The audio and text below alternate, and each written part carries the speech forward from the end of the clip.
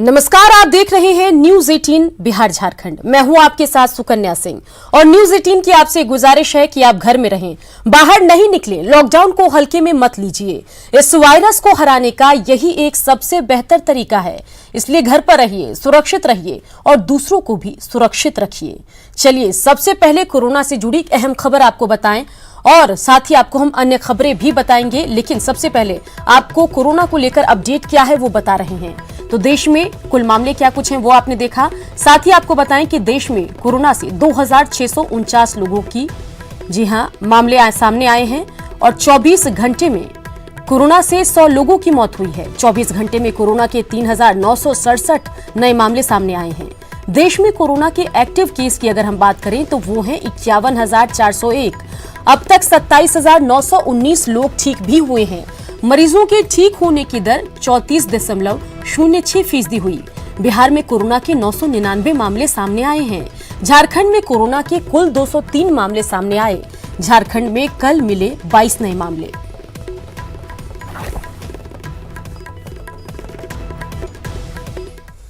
पटना में एक दिन में सिर्फ 60 सैंपल की जांच हो रही है। कोरोना की सिर्फ 60 सैंपल की जांच हो रही है। सीमित संसाधनों की वजह से फैसला कॉन्ट्रैक्ट हिस्ट्री, कॉन्टैक्ट हिस्ट्री पता चलने पर लिया जाएगा सैंपल। हर दिन राज्य में हो रही 2000 सैंपल की जांच।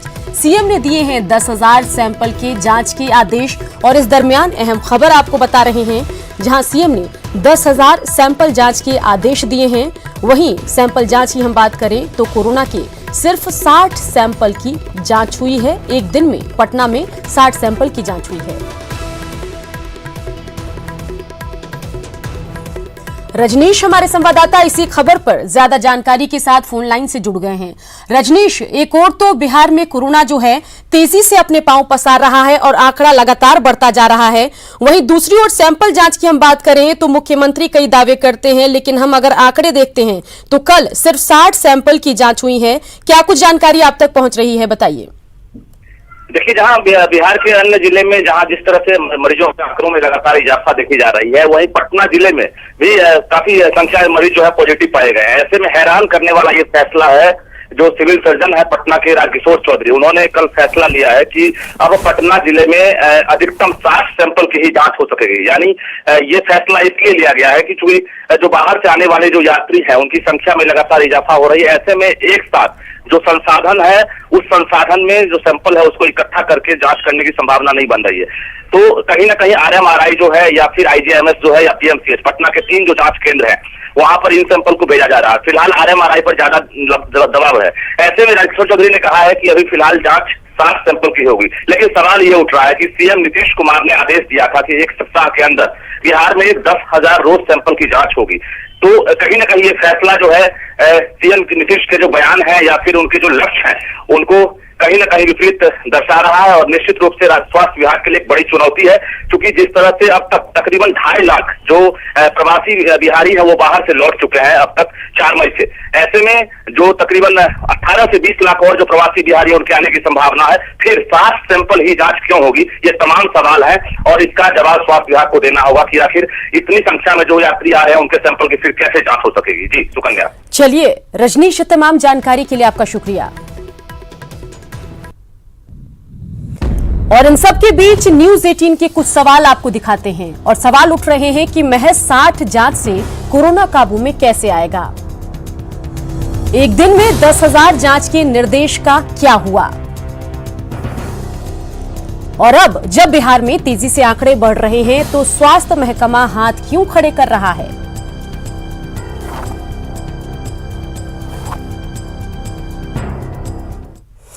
अगली खबर, जहां सूरत से लौट रहे औरंगाबाद के एक मजदूर की रास्ते में मौत के बाद परिजनों और ग्रामीणों ने हंगामा किया और शव लेने से इनकार कर दिया।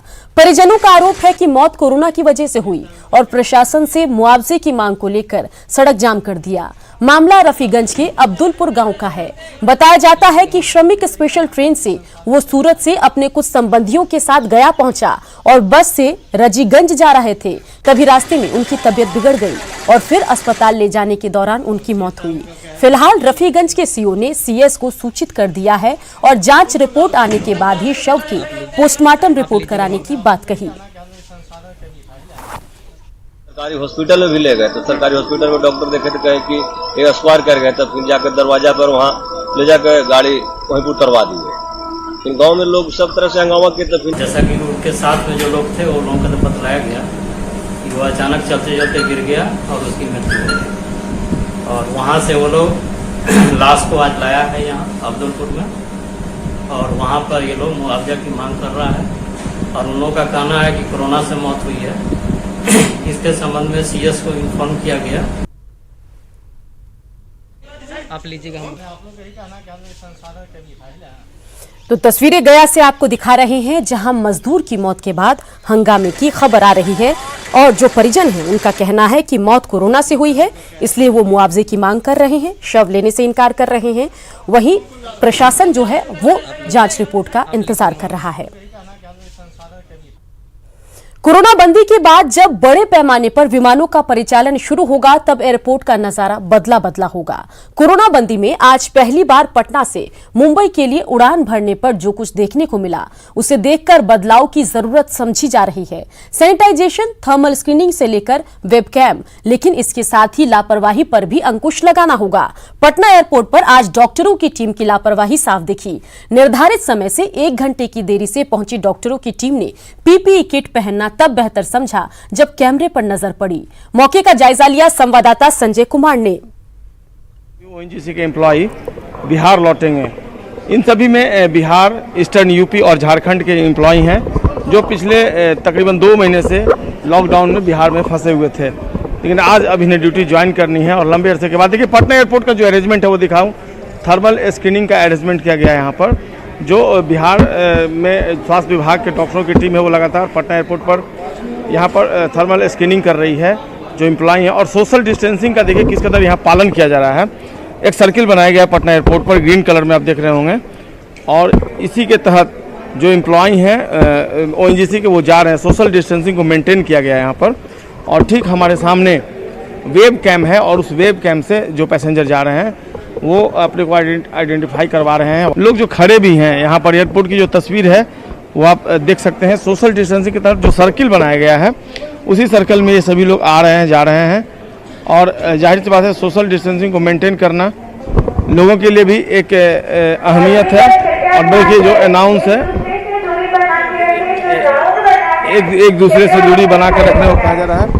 जो ओएनजीसी के लोग हैं उन्हीं से बात कर लेते हैं किस तरीके से व्यवस्था की गई है, थर्मल स्क्रीन से लेकर वेबकैम, क्या है ये सारा कुछ? सारा पूरा जो कोविड-19 का प्रोसीजर है उसको फॉलो करते हुए हम लोग आगे बढ़ रहे हैं। 105 लोग हैं बिहार, झारखंड और ईस्टर्न यूपी के, हम सब ओएनजीसी एम्प्लॉय हैं। और हम लोग हमारे जो रिलीवर है वहाँ पे लगभग 7 दिन से ऊपर फंसे हुए हैं, तो उनको हम लोग को अभी रिलीव करना है जाके। उसके लिए हम सभी एम्प्लॉय हैं, सुनने में आया कि उनका सबसे पहले कोविड-19 के बिल्कुल हम लोग कोविड-19 सारे लोग का टेस्ट हुआ। टेस्ट के बाद हम लोग अभी मूव कर रहे हैं। एक और चीज़ है यहाँ पर देखिए मैं दिखाना चाहूँगा, थर्मल स्क्रीनिंग हैंड वॉश के लिए यहाँ पर भी लगाया गया है। और डॉक्टरों की जो टीम है वो यहाँ लगातार मौजूद है, एक्टिव है। सुरक्षा की अगर बात कर लें तो सीआईएसएफ के जो कर्मी हैं वो लगातार यहाँ मौजूद है अपने कमांडेंट के नेतृत्व में। और जाहिर सी बात है प्लेन में पहली बार अगर लॉकडाउन में उड़ान भरना हो तो निश्चित तौर पर एयरपोर्ट अथॉरिटी को भी एहतियात बरतना है सुरक्षा के लिहाज से भी। और जो दूसरे जो कोविड-19 को लेकर जो इंस्ट्रक्शंस जारी किए गए हैं, जो गाइडलाइन जारी किया गया है, उसको फॉलो करवाना भी एक बड़ी जिम्मेवारी है। कैमरा पर्सन अजय दुबे के साथ Sanjay Kumar, news 18, Patna airport. Corona बंदी में वैसे प्रवासी मजदूर जो हाल के दिनों में जमुई लौटे हैं या फिर लौट रहे हैं, उनकी भूख मिटाने का बेहतर इंतजाम जमुई में किया गया। जिला प्रशासन यहां लौटे प्रवासी मजदूरों के लिए एक किचन चलवा रही है, जहां हर दिन 2 से 2,500 लोगों का भोजन बन रहा है। जायजा लिया सहयोगी केसी कुंदन ने। कोरोना बंदी में वैसे कई प्रवासी मजदूर हर दिन जमुई जिला लौट रहे हैं और वैसे उन लोगों को लिए खास इंतजाम किया गया है क्वारंटीन में या फिर आपदा केंद्र में। उन लोगों के लिए जो मजदूर बाहर से लौट रहे हैं उनको खाने का इंतजाम भी जिला प्रशासन ने कर रखा है। और हम अभी खड़े हैं जमुई शहर के किचन में, जहां पर जिला प्रशासन के द्वारा ये संचालित कराया जा रहा है। और सबसे खास बात कि यहाँ के रोटी बनाई जा रही है, रोटी तैयार किया जा रहा है उन लोगों के लिए जो प्रवासी मजदूर बाहर से लौटे हैं और क्वारंटीन में रह रहे हैं। और सबसे बड़ी बात है कि पूरे हाइजेनिक मोड में यहाँ पर हम बाहर दिखाना चाहेंगे आपको कि सैनिटाइजेशन का भी व्यवस्था किया गया है। जो कर्मी है या संचालक है, यहाँ पर जो काम करने वाले हैं, उनको सैनिटाइज किया जाता है ताकि कोरोना संक्रमण को लेकर एहतियात बरता जाए और ये रखा जाए। और दूसरी बात की रोटी, तमाम जो स्टाफ है यहाँ पर पूरे हाइजेनिक होकर हाइजीन मोड में खाना तैयार करा। अगर हम दिखाना चाहेंगे आपको किचन, एक किचन है जो पूरे एकदम मेंटेन है और अत्याधुनिक ये किचन बोला जाएगा इसको, जहाँ पर खाना बनाया जा रहा है, तैयार करा जा रहा है। हर दिन लगभग यहाँ से 2 से 2.5 हजार जो प्रवासी मजदूर हैं उनके लिए खाना तैयार कराया जा रहा है। अच्छा, क्या खास है आपके यहाँ और क्या किस बात का इंतजाम रखते हैं? सबसे पहले हम लोग साफ़ सुथरा जो है इसका इंतजाम किए हुए हैं और हाइजीन हम लोग मेंटेन कर रहे हैं। डीएम साहब का आदेश है कि एकदम साफ़ सुथरा स्वच्छ खाना बन के यहाँ से जाए, उसको हम लोग मेंटेन किए हैं। जैसा कि संचालक का कहना है, जो जिला प्रशासन के द्वारा जो ये किचन चलाया जा रहा है प्रवासी मजदूरों के लिए, उनका ये कहना है कि जैसा जो प्रवासी मजदूर आए हुए हैं, जो क्वारंटीन में है या आपदा केंद्र में है, उनके लिए खास इंतजाम किया गया है और जैसा वो मांग करते हैं कि हमको खाने में ये सामान चाहिए, उसका भरपूर ख्याल रखा जाता है ताकि उनमें कोई नाराजगी ना हो, कोई परेशानी ना हो। केसी कुंदन, न्यूज़ 18 जमुई। भारत नेपाल सीमा का जोगबनी शहर जहां कभी रौनक रहती थी, वहां कोरोना बंदी की वजह से सन्नाटा पसरा हुआ है। जोगबनी बाजार 90% नेपाली ग्राहकों पर ही निर्भर है, इसलिए यहां भारत से अधिक नेपाल में हुए कोरोना बंदी का असर नजर आ रहा है। नेपाल बॉर्डर के जोगबनी बाजार का जायजा लिया संवाददाता सतीश कुमार ने। अभी हम भारत नेपाल सीमा के जोगबनी बॉर्डर में है। तस्वीरों में साफ तौर पर देख सकते हैं कि यह भारत नेपाल सीमा का जोगबनी बॉर्डर है। एक तरफ जहां एसएसबी के जवान मुस्तैद नजर आ रहे हैं, वहीं दूसरी तरफ जो है नेपाली सेना भी मुस्तैदी से लगी हुई है और जो लॉकडाउन है उसका पालन यहाँ पे कराया जा रहा है। अभी हम जानते हैं यहाँ के कुछ दुकानदार हैं, उनसे जानते हैं कि क्या परेशानी हो रही है और किस तरह का लॉकडाउन यहाँ पर है, बताइए। देखिए, परेशानी बोल के तो कुछ खास नहीं है, लेकिन चूंकि हम लोग इंटरनेशनल बॉर्डर पर बैठे हुए, इसलिए जब तक उधर खुलता नहीं है तो हम लोग के साथ परेशानी बनी हुई है। जब नेपाल नहीं खुलता है तो एक भी ग्राहक को यहाँ आने का कोई संभावना नहीं है, आता ही नहीं है, आएगा ही नहीं। लॉकडाउन लगा हुआ है, सरकार का जो निर्देश है वो पालन लोग करता है। उसके मुताबिक जोगबनी में का जितना भी दुकानदार है, जिस कोई भी किसी प्रकार का दुकानदार हो, अगर इंडिया में खुल भी जाता है लॉकडाउन, तो उसका खुलने या बंद होने से कोई असर नहीं पड़ेगा। ये पूरा नेपाल पर डिपेंडेंट है जोगबनी, पूरा नेपाल पर ही डिपेंड पड़ता है जोगबनी मार्केट। यहाँ पर जितने भी लोग हैं, नेपाल से अगर कोई ग्राहक नहीं आएगा जोगबनी में, ये सारा आदमी जितना भी दुकानदार है, चाहे जो भी वर्ग का लोग है, सब भूखमरी के कगार पर है। नेपाल में कोरोना बंदी के बाद यहाँ पर जो जोगबनी बाजार है, 90% जो ग्राहक है वो नेपाली ग्राहक ही होते हैं, जिस वजह से जोगबनी का जो एक बहुत बड़ा बाजार है, वो कपड़े का हो या किराना का हो, सबसे ज़्यादा असर जो है जोगबनी बाजार पर इसका पड़ा है। सतीश कुमार, न्यूज़ 18 भारत नेपाल सीमा, जोगबनी, अररिया। बिहार में क्वारंटीन सेंटरों को लेकर सियासत जोरों पर है। क्वारंटीन सेंटरों में बदहाली को लेकर आए दिन विपक्ष सरकार पर हमलावर है और मामला कोर्ट तक जा पहुंचा है, जबकि सरकारी महकमा क्वारंटीन सेंटर में हर जरूरी सुविधा देने का दावा कर रहा है।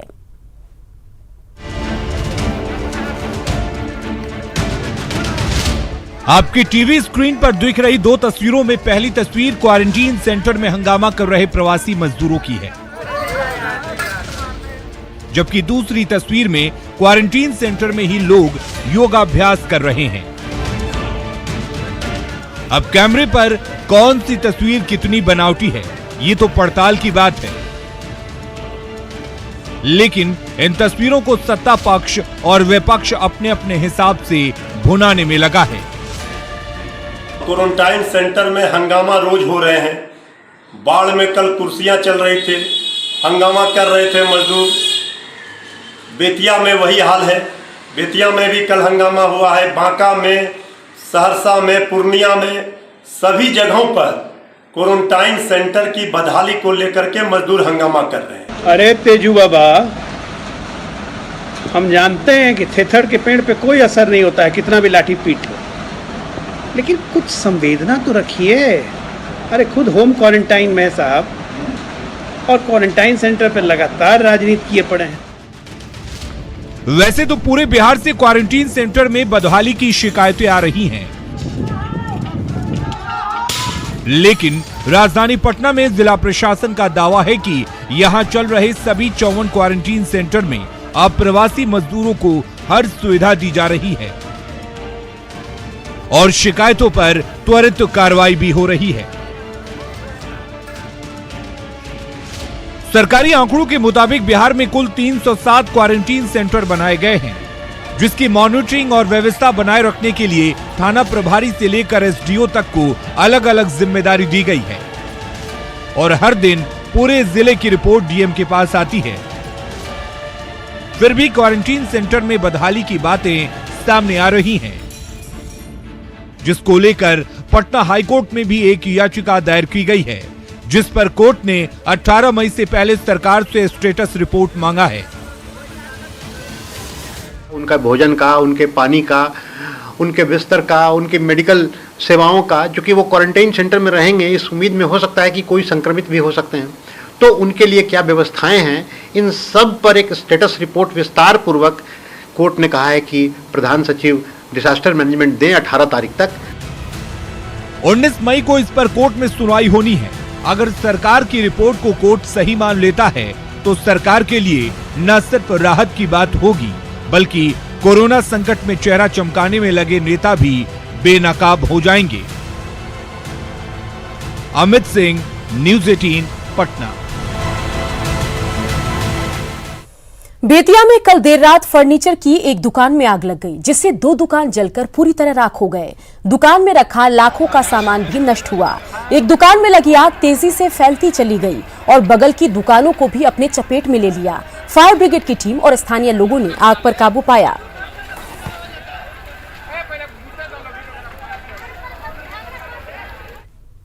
अय्याशी के लिए कोई कितनी बार चोरी कर सकता है? शायद 1 बार, 2 बार, 5 बार या 10 बार, लेकिन कैमूर पुलिस ने एक ऐसे शातिर को पकड़ा है जो सिर्फ अय्याशी के लिए 90 बार दीवार फांदकर करीब 200 मोबाइल चोरी कर चुका है।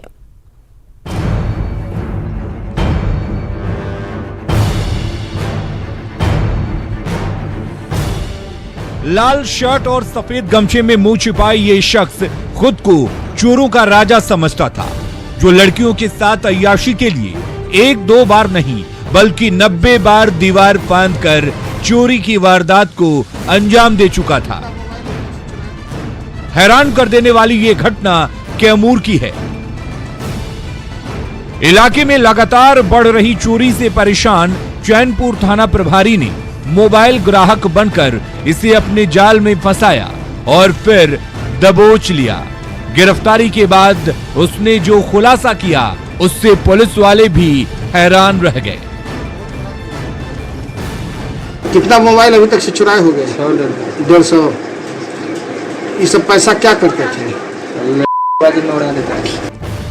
पुलिस ने इसके पास से करीब 200 मोबाइल, 5 बाइक, आभूषण और एक हथियार भी बरामद किया है।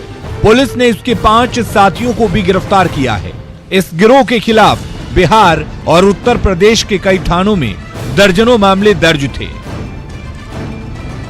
ये खुद बता रहा है कि हम 80-90-100 चोरियां किए। कई मोबाइल को ये जमीन में गाड़ के रखा हुआ था, जो इसकी निशानदेही पर जमीन के नीचे से बरामद किया गया है।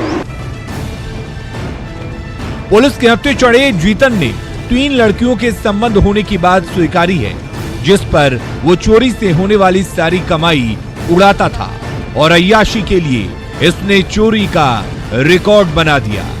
अगर ये कुछ दिन और पुलिस की गिरफ्त से बच जाता तो शायद शतक भी बना देता। प्रमोद कुमार, न्यूज़ 18 कैमूर। बिहार के बाहर से बड़ी संख्या में मजदूरों के आने का सिलसिला जारी है, लेकिन बेगूसराय में प्रशासन को इन मजदूरों की कोई सटीक जानकारी नहीं। बेगूसराय में कितनी ट्रेन आएगी, कितने यात्री आएंगे, इसकी कोई जानकारी नहीं। जिले के डीएम कह रहे हैं कि यात्रियों के संबंध में संबंधित विभाग की ओर से कोई जानकारी नहीं दी जा रही। फिर भी यह दावा किया जा रहा है कि यहां आने वाले लोगों के लिए पूरी तैयारी है और हर सुविधा दी जा रही है।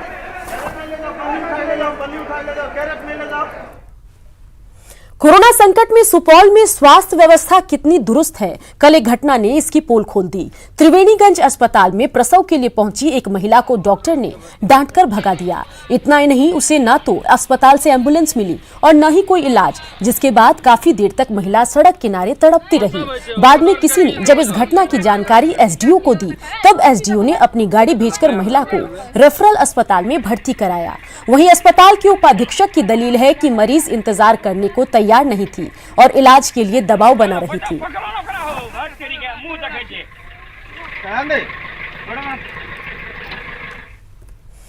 लॉकडाउन के बीच शराब मुक्त बिहार में धड़ल्ले से अवैध शराब का धंधा चल रहा है। पूर्वी चंपारण के चकिया में पुलिस ने करीब 50 लाख रुपए की विदेशी शराब जब्त की। एनएच 28 पर वाहन चेकिंग के दौरान जब हरियाणा से आ रही गाड़ी की तलाशी ली गई तो पुलिस के होश उड़ गए।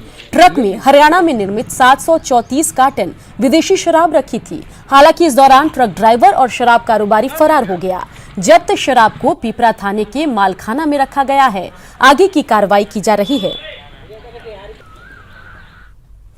भोजपुर में कल शाम खाना बनाने के दौरान चूल्हे से निकली चिंगारी से भीषण आग लग गई। अगलगी की इस घटना में 5 से ज्यादा घर जलकर राख हो गए। घटना बड़हरा के महुली गांव की है। घटना के बाद लोग अपने स्तर से आग बुझाने में जुटे हैं और काफी मशक्कत के बाद आग पर काबू पाया जा सका। इस घटना में हजारों की संपत्ति जलकर राख हो गई है।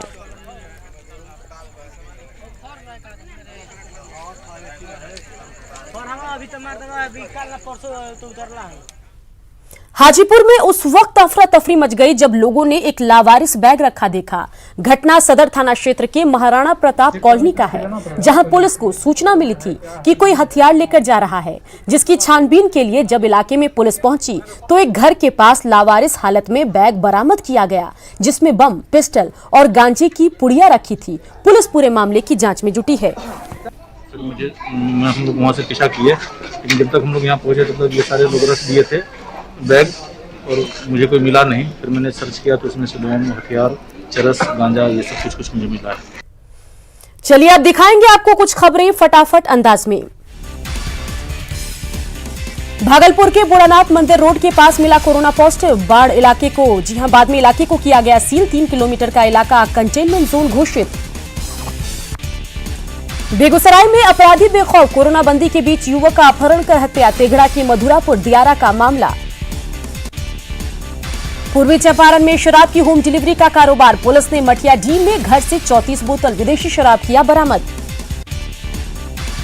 जमुई में दान में दिए 67 एकड़ जमीन पर अवैध कब्जा का विरोध। 40 युवकों ने कलेक्ट्रेट में लगाई गुहार। मैदान पर दबंगों का कब्जा। शिवहर के पिपाड़ी प्रखंड में क्वारंटीन सेंटर का डीएम और एसपी ने किया निरीक्षण। मजदूरों के लिए बनाए गए खाने का लिया जायजा। नियमित अंतराल पर लोगों के स्वास्थ्य की जांच के निर्देश। लगातार चलता रहेगा खबरों का सफर। देखते रहिए न्यूज़ 18 बिहार झारखंड।